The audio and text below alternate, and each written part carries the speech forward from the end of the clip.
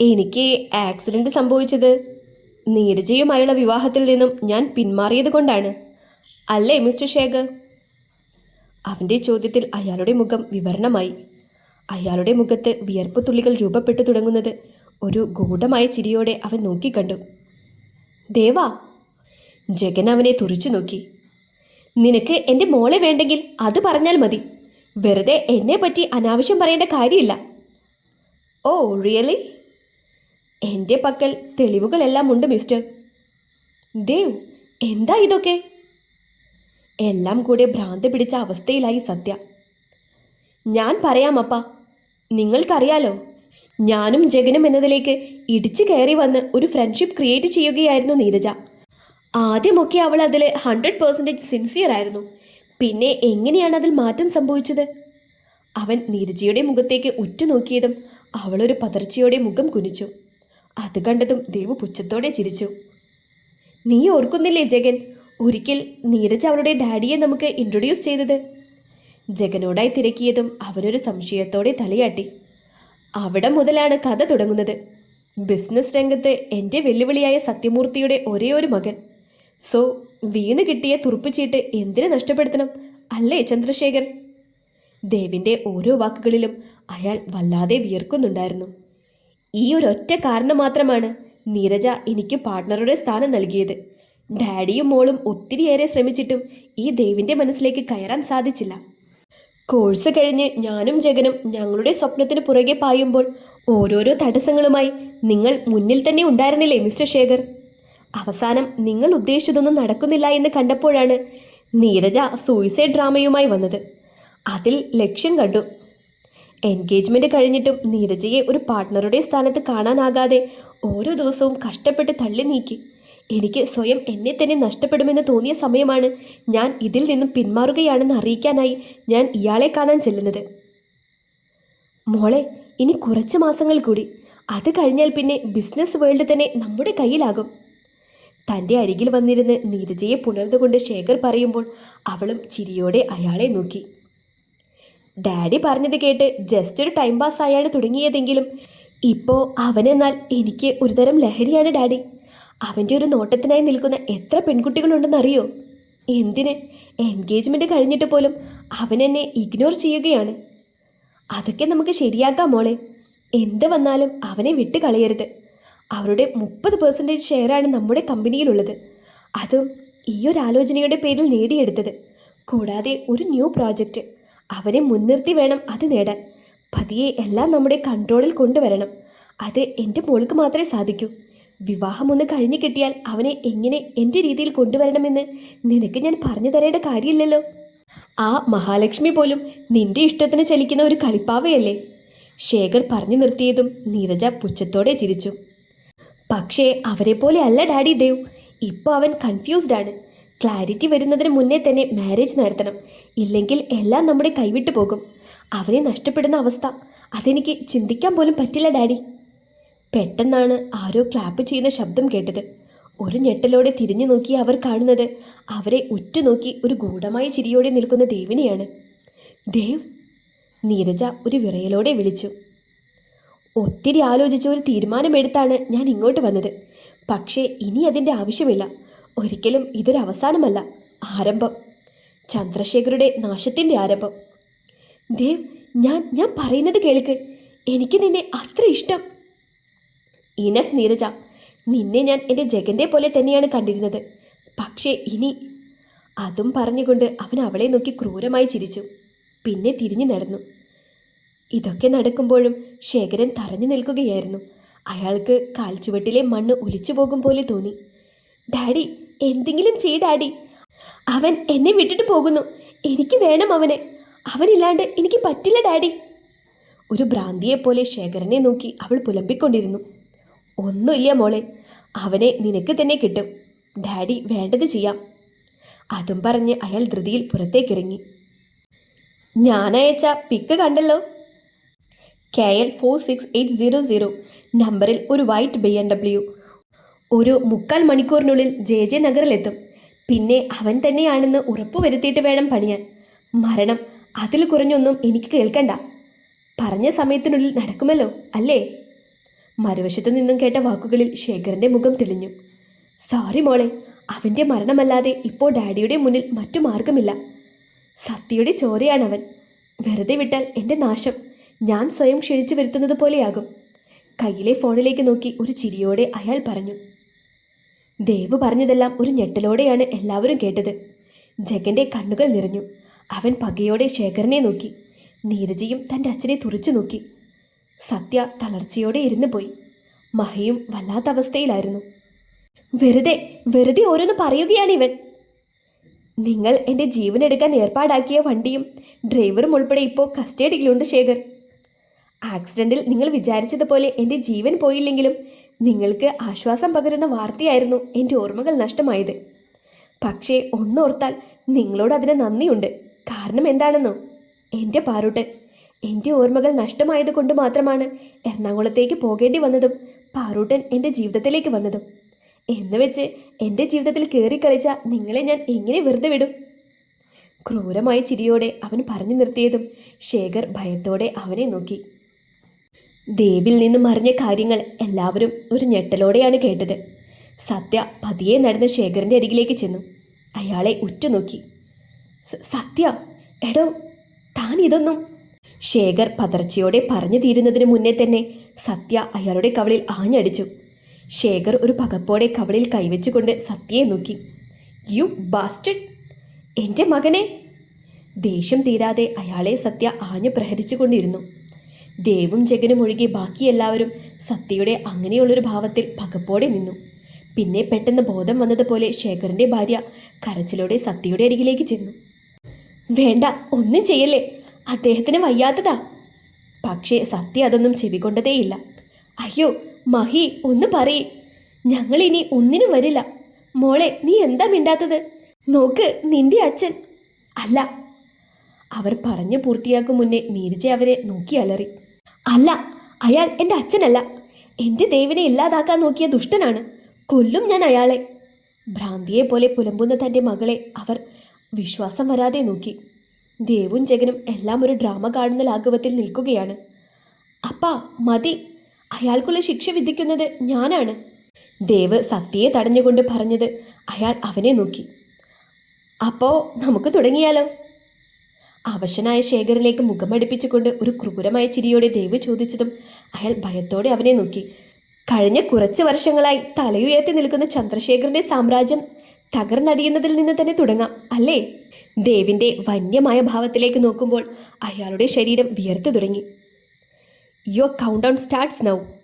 3, 2, 1, boom! Dev പറഞ്ഞു നിർത്തിയ സമയം ശേഖറിൻ്റെ ഫോൺ റിംഗ് ചെയ്തു. തൻ്റെ PAയുടെ കോളാണെന്ന് കണ്ടതും അയാളൊരു പകപ്പോടെ ദേവിനെ നോക്കി. മറ്റുള്ളവരുടെ കണ്ണുകൾ അവരിലാണ്. ശേഖർ ഒരു വിറയലോടെയാണ് കോൾ അറ്റൻഡ് ചെയ്തത്. എന്നാൽ മറുവശത്ത് നിന്ന് പറയുന്ന വാർത്തയിൽ അയാളുടെ ഫോൺ ചെവിയിൽ നിന്ന് വഴുതി നിലത്തേക്ക് വീണു. ഭയം തിന്നുന്നുണ്ടോ? തുടങ്ങിയിട്ടേ ഉള്ളൂ ഞാൻ. കൊണ്ടുപോകാനുള്ള ആളുകൾ ഉടനെ എത്തും. ഇൻകം ടാക്സ് ഡിപ്പാർട്ട്മെൻറ്റിൽ സത്യസന്ധരായ ഓഫീസറുമുണ്ടെന്ന് തനിക്ക് മനസ്സിലായില്ലേ? തനിക്കുള്ള എൻ്റെ ആദ്യത്തെ പ്രഹരം. തൻ്റെ പിടിപാടുപയോഗിച്ച് ഇതിൽ നിന്നും ഊരിപ്പോരാൻ പറ്റുമോ എന്ന് ശ്രമിക്ക്. നെക്സ്റ്റ് സ്റ്റെപ്പിനായി ഞാനും കാത്തിരിക്കാം. എൻ്റെ നേരെ തിരിയാൻ തുടങ്ങിയ സമയമോർത്ത് ഓരോ നിമിഷവും താൻ പശ്ചാത്തപിക്കും. ക്രൂരമായി പറയുന്നവനെ ശേഖർ ഒന്ന് നോക്കി. എല്ലാം നഷ്ടപ്പെട്ടവൻ്റെ ദയനീയമായ നോട്ടം. അതേ നിമിഷം തന്നെയാണ് കോളിംഗ് ബെൽ മുഴങ്ങിയത്. അത് ആരെന്നറിയാവുന്നതിനാൽ തന്നെ ജഗൻ ധൃതിയിൽ ചെന്ന് ഡോർ തുറന്നു. ജഗനൊപ്പം വരുന്ന പോലീസിനെ കണ്ടതും ശേഖർ തൻ്റെ ഭാര്യയെയും മകളെയും ഒന്ന് നോക്കി. കാരണം അയാൾക്കറിയാം തൻ്റെ വീഴ്ച ഇവിടെ തുടങ്ങുകയാണെന്ന്. അവരെ നോക്കുമ്പോൾ അയാളുടെ ഹൃദയമൊന്ന് വിങ്ങി. അയാളുടെ ഭാര്യയുടെ അവസ്ഥയും അതുതന്നെയായിരുന്നു. പക്ഷേ നീരജ അയാളെ പകയോടെ നോക്കുകയാണ് ചെയ്തത്. അവളുടെ കണ്ണുകളിൽ അയാൾ തൻ്റെ ദേവിൻ്റെ ജീവനെടുക്കാൻ ശ്രമിച്ചവൻ മാത്രമായി ശേഖർ മാറിയിരുന്നു. അയാളെ അറസ്റ്റ് ചെയ്യുമ്പോൾ അയാളുടെ ഭാര്യയുടെ തേങ്ങലിൻ്റെ ശബ്ദം മാത്രം അവിടെ ഉയർന്നു കേട്ടു. മിസ്റ്റർ ചന്ദ്രശേഖറിൻ്റെ ഭാര്യയും മകളുമെന്ന നിലയിൽ നിങ്ങളോടും ചിലത് ചോദിച്ചറിയാനുണ്ട്. സോ ഞങ്ങളോട് സഹകരിക്കണം. കൂട്ടത്തിലുള്ള ഒരു ഓഫീസർ അവരോടായി പറയുമ്പോൾ നീരജ അയാളെ തുറച്ചു നോക്കി. പറ്റില്ല. ഡാഡി ചെയ്ത തെറ്റിന് എന്തിന് ഞാൻ വരണം? അതുമാത്രമല്ല, എനിക്കൊന്നും അറിയില്ല. വേണമെങ്കിൽ മമ്മിയെ കൊണ്ടുപോയിക്കോ. നീരജ ധാർഷ്ട്യത്തോടെ പറഞ്ഞതും അവളുടെ അമ്മ ആദ്യമായി തന്നെ മകളെ വെറുപ്പോടെ നോക്കി. അദ്ദേഹം ചെയ്തു കൂട്ടിയതെല്ലാം ഈ ഒരുവൾക്ക് വേണ്ടിയാണെന്നോർക്കെ അവർ സ്വയം പുച്ഛത്തിലൊന്ന് ചിരിച്ചു. സോറി മാഡം, ഞങ്ങളോട് കോപ്പറേറ്റ് ചെയ്തേ പറ്റൂ, ഇല്ലെങ്കിൽ ഞങ്ങൾക്ക് ഞങ്ങളുടേതായ വഴി നോക്കേണ്ടി വരും. ഓഫീസറുടെ ഗൗരവം നിറഞ്ഞ ഭാവത്തിൽ അവളൊന്ന് പതറി. കുറച്ച് നിമിഷങ്ങൾക്ക് ശേഷം അവരെയും കൊണ്ട് ആ വാഹനം അവിടെ നിന്ന് പോകുമ്പോൾ ദേവിൻ്റെ മുഖത്ത് വന്യമായ ചിരിയുണ്ടായിരുന്നു. അപ്പാ. ലിവിംഗ് റൂമിൽ നിറഞ്ഞു നിൽക്കുന്ന മൗനത്തെ ഭേദിച്ചുകൊണ്ട് ദേവിൻ്റെ ശബ്ദം മുഴങ്ങി. ദേവ്, എന്താ ഇതൊക്കെ? ഈ നടക്കുന്നതിൻ്റെ എല്ലാം അർത്ഥം എന്താ? കുറച്ച് വർഷങ്ങൾക്ക് മുന്നേയുള്ള ചന്ദ്ര ഗ്രൂപ്പിൻ്റെ പെട്ടെന്നുള്ള വളർച്ചയ്ക്ക് പിന്നിൽ ഇല്ലീഗലായുള്ള അയാളുടെ ചില ഇടപാടുകളാണ്. ഞാൻ എൻ്റെ പാറൂട്ടിനെ കണ്ടുപിടിക്കാനുള്ള സമയം, ആ കാലയളവ് അയാൾക്ക് ഞാൻ നൽകിയ ഭിക്ഷയാണ്. ഇത്രനാൾ എല്ലാവരും ആടി തിമിർത്തില്ലേ? ഇനി എൻ്റെ ചാൻസാണ്. അതിൽ ആദ്യത്തെ നമ്പർ ചന്ദ്രശേഖരനായിരുന്നു. എന്നെയും എൻ്റെ പെണ്ണിനെയും നോവിച്ച് ആരെയും ഞാൻ വെറുതെ വിടില്ല. പിന്നെ ഇവരെ ഞാൻ ഒന്നും ചെയ്യില്ല. മഹയെ ഉറ്റുനോക്കി അവൻ പറയുമ്പോൾ അവർ ഞെട്ടലോടെ അവനെ നോക്കി. ദേവ് അവരുടെ മുഖഭാവം ശ്രദ്ധിച്ചുകൊണ്ട് തന്നെ അവരുടെ അരികിലേക്ക് ചുവട് വെച്ചു. കാരണം എന്താണെന്നോ? 2.5 വർഷങ്ങൾക്ക് മുൻപ് ദേവ് എന്ന എനിക്ക് ജന്മം നൽകിയ സ്ത്രീ മരിച്ചുപോയി. ദേവ്, സത്യ ഒരു അലർച്ചയോടെ അവനെ വിളിച്ചു. പക്ഷേ ദേവ് അവരുടെ നിറഞ്ഞു വന്ന കണ്ണുകളിലേക്ക് സംതൃപ്തിയോടെ ഉറ്റുനോക്കി നിൽക്കുക മാത്രമാണ് ചെയ്തത്. ദേവ്, നീ പറയുന്നത് എന്താണെന്ന ബോധ്യമുണ്ടോ നിനക്ക്? ശരിയാണ്, അവർക്കൊരു തെറ്റുപറ്റി എന്ന് വെച്ച് അവൾ നിന്റെ അമ്മയല്ലാതാകുന്നില്ല. സത്യ അത്യധികം കോപത്തോടെ പറഞ്ഞു. ഒരിക്കലുമില്ല. ദൈവിക് കാശ്നാഥ് അയ്യരുടെ ജീവിതത്തിൽ ഒരിക്കലും ഇങ്ങനെയൊരാളില്ല. ഇവരുടെ മുഖത്ത് നോക്കി ആ വാക്ക് ഉച്ചരിക്കാൻ പോലും എനിക്ക് താല്പര്യമില്ല. നിർത്ത്! അവൻ്റെ വാക്കുകൾ കേട്ടതും മഹ അവന് നേരെ അലറി. എന്താ നീ പറഞ്ഞത്? നിനക്ക് ഇപ്പോൾ ഞാൻ വെറുക്കപ്പെട്ടവളല്ലേ? എന്തൊക്കെ പറഞ്ഞാലും നിന്റെ അമ്മ എന്ന സ്ഥാനം മാറില്ല ദേവ്. നിന്നെ 9 മാസം ഈ ഉദരത്തിലേറ്റി നൊന്ത് പ്രസവിച്ച നിന്റെ അമ്മ. ഇപ്പോൾ ഞാൻ ചെയ്തതിൽ ഒരു തെറ്റും എനിക്ക് തോന്നുന്നില്ല. സ്വന്തം മക്കളുടെ ഭാവി ജീവിതത്തെപ്പറ്റി എല്ലാ അമ്മമാർക്കും ഒരുപാട് സ്വപ്നങ്ങൾ കാണും. അതിലൊന്നാണ് അവൻ്റെ വിവാഹവും അവൻ്റെ വധുവായി വന്നു കയറുന്ന ഒരു പെണ്ണും. ഞാനും ആഗ്രഹിച്ചിരുന്നു. അതുപോലൊരു പെണ്ണായിരുന്നു നീരജ. നല്ല കുടുംബത്തിൽ പിറന്നവൾ. നിന്റെ ഓർമ്മകൾ നഷ്ടപ്പെട്ട സമയത്ത് ഞാൻ അനുഭവിച്ച വേദനയുണ്ടല്ലോ, നിനക്ക് വേണ്ടി വിളിക്കാത്ത ദൈവങ്ങളില്ല. അകത്ത് കിടക്കുന്നവളെ ഒരിക്കലും എനിക്ക് അംഗീകരിക്കാൻ പറ്റില്ല. അവളിൽ പിറന്ന ആ കുഞ്ഞിനെയും. അലർച്ചയോടെ മഹ പറഞ്ഞതും സത്യയും ജഗനും അവരെ പകപ്പോടെ നോക്കി. ദേവ് പക്ഷേ കൂളായി നിൽക്കുകയാണ്. പിന്നെ അവളോടൊപ്പം ഒരു ജീവിതം ഞാൻ സമ്മതിക്കില്ല ദേവ്. അതിന് മുതിർന്നാൽ ഈ നിമിഷം നിന്റെ മുന്നിൽ വെച്ച് ഞാൻ ജീവൻ എടുക്കും. മഹാ! സത്യ ദേഷ്യത്തിൽ വിളിച്ചു. പക്ഷേ ദേവിൻ്റെ ചുണ്ടുകളിൽ ചിരിയാണ്. അതേ ചിരിയോടെ അവൻ മഹയ്ക്കരികിലേക്ക് മുഖം അടുപ്പിച്ചു. Do it! അവൻ പറഞ്ഞു നിർത്തിയതും മഹ ഒരു പകപ്പോടെ അവനെ നോക്കി. ജഗൻ്റെ ചുണ്ടുകളിൽ മാത്രം ഒരു ചിരി വിടർന്നു. ദേവ്! സത്യയും പകപ്പോടെ അവനെ വിളിച്ചു.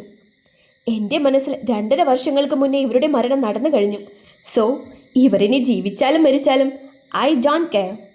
നിസ്സാരഭാവത്തോടെയുള്ള സംസാരത്തിൽ മഹയൊന്ന് പതറി. ദേവ്!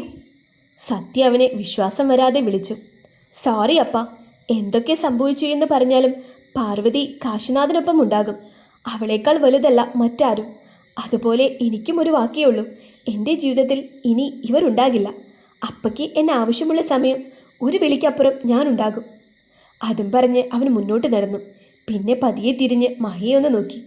ഇവിടം കൊണ്ട് നിങ്ങളൊന്നും അവസാനിപ്പിക്കാൻ പോകുന്നില്ല എന്ന് എനിക്കറിയാം. ഇനിയിപ്പോൾ നിങ്ങൾ ഇവിടെ നിന്ന് കത്തും എന്ന് പറഞ്ഞാലും എനിക്കൊന്നുമില്ല. ജഗ, നമുക്കിറങ്ങാം. ഞാൻ പാറൂട്ടിനെ വിളിച്ചിട്ട് വരാം. അതും പറഞ്ഞ് അവർ കിടക്കുന്ന റൂമിലേക്ക് അവൻ നടന്നു. ഇവനിനി ഒരിക്കലും എൻ്റെ പഴയ ദേവ് ആകില്ല അല്ലേ ജഗ? സത്യ ഒരു നോവോടെ തിരക്കി. ഇല്ല അങ്കിൾ. അവൻ പറഞ്ഞ പോലെ അങ്കിളിന് അവനെ വേണമെന്ന് തോന്നുന്ന സമയം അവൻ അങ്കിളിനെ പഴയ ദേവായി തന്നെ ഒപ്പമുണ്ടാകും. അവൻ്റെ പ്രാണനാണ് ആ മുറിയിലുള്ളത്. പാർവതി എന്നത് അവൻ്റെ ശ്വാസവായാണെന്ന് ഞാൻ കഴിഞ്ഞ 2 വർഷങ്ങൾ കൊണ്ട് മനസ്സിലാക്കിയതാണ്. ഇനിയെങ്കിലും അവർ ആഗ്രഹിച്ച ജീവിതം അവർ ജീവിക്കട്ടെ. അത് പറയുമ്പോൾ ജഗൻ്റെ മിഴികൾ തങ്ങളെ ഉറ്റുനോക്കുന്ന മഹയിലായിരുന്നു. ബേബി! അവളുടെ കവളിൽ ചുംബിച്ചുകൊണ്ട് അവൻ വിളിച്ചതും പാർവതി കണ്ണുകൾ വലിച്ചു തുറന്നു. കാശിയേട്ടാ! അവനെ ഇറുകെ പുണർന്നുകൊണ്ട് അവൾ വിളിച്ചതും ഒരു ചിരിയോടെ അവൻ മൂളി. നമുക്ക് ഇവിടെ നിന്നും പോകാം കാശിയേട്ടാ. ഇവിടെ വേണ്ട. പറയുമ്പോൾ അവളുടെ തൊണ്ടയിടറി. പോകാം. അവളെ തന്നിൽ നിന്നും അടർത്തി മാറ്റി അവളുടെ മുടിയെല്ലാം തഴുകിക്കൊണ്ട് അവൻ പറഞ്ഞു. ഇവിടെ നടന്നത് എന്താണെന്നറിയാൻ അവൾക്കോ പറയാൻ അവനോ തോന്നിയില്ല. My cute! വിരൽ നുണഞ്ഞുകൊണ്ട് ഉറങ്ങുന്ന അവൻ്റെ കുഞ്ഞിപ്പെണ്ണിൻ്റെ ഉണ്ടക്കവിളിൽ ചുംബിച്ചുകൊണ്ട് അവൻ എടുത്തതും ഒരു ചിണുങ്ങലോടെ പതിയൊന്ന് കണ്ണു തുറന്ന് അവനെ നോക്കി. അവൻ നെഞ്ചിലേക്ക് ചേർത്ത് പതിയൊന്ന് തട്ടിക്കൊടുത്തതും ആ കുഞ്ഞിക്കണ്ണുകൾ വീണ്ടും മാടി അണഞ്ഞു. കം. അവൾക്ക് നേരെ കൈനീട്ടി വിളിച്ചതും മുഖമൊന്ന് അമർത്തി തുടച്ചുകൊണ്ട് അവൻ്റെ കയ്യിലേക്ക് തൻ്റെ കൈ ചേർത്ത് വെച്ചു. അവരെ കണ്ടതും സത്യ അവരുടെ അരികിലേക്ക് ചെന്നു. ദേവിൻ്റെ നെഞ്ചോട് ചേർന്ന് കിടക്കുന്ന തുമ്പിയെ കൊതിയോടെ നോക്കി. മഹ അവിടെ ഇല്ലായിരുന്നു. ദേവ്, ഞാൻ. അയാൾ പറയാൻ വന്നത് മനസ്സിലായ പോലെ തുമ്പിയെ ദേവ് സത്യയുടെ കയ്യിലേക്ക് വെച്ചു കൊടുത്തു. ആ കുഞ്ഞു മുഖം കാണുകെ അയാളുടെ ഹൃദയം വാത്സല്യത്താൽ തുളുമ്പി. തൻ്റെ കൊച്ചുമകൾ. അയാൾ നിറഞ്ഞ കണ്ണോടെ ആ കുഞ്ഞു നെറ്റിയിലൊന്ന് ചുംബിച്ചു. പിന്നെ പാർവതിയൊന്ന് നോക്കി. ആ നിമിഷം അയാളുടെ മനസ്സിൽ മഹ കാരണം അവൾ അനുഭവിക്കേണ്ടി വന്ന യാതനകൾ മാത്രമായിരുന്നു. സോറി. അവളുടെ മുഖത്തേക്ക് നോക്കി പറയുമ്പോൾ അയാളുടെ ശബ്ദമിടറി. പിന്നെ കുഞ്ഞിനെ അവൻ്റെ കയ്യിലേക്ക് കൊടുത്തുകൊണ്ട് അവരെ നോക്കാതെ അകത്തേക്ക് നടന്നു. അങ്ങനെ ഏകദേശം എല്ലാം ഒന്ന് ഒതുങ്ങി അല്ലേ ദേവാ? ഇല്ല ജഗ, ഇനിയാണ് തുടങ്ങാൻ പോകുന്നത്. അത് പറയുമ്പോൾ അവൻ്റെ ഉള്ളിൽ നീരജയുടെ മുഖമായിരുന്നു.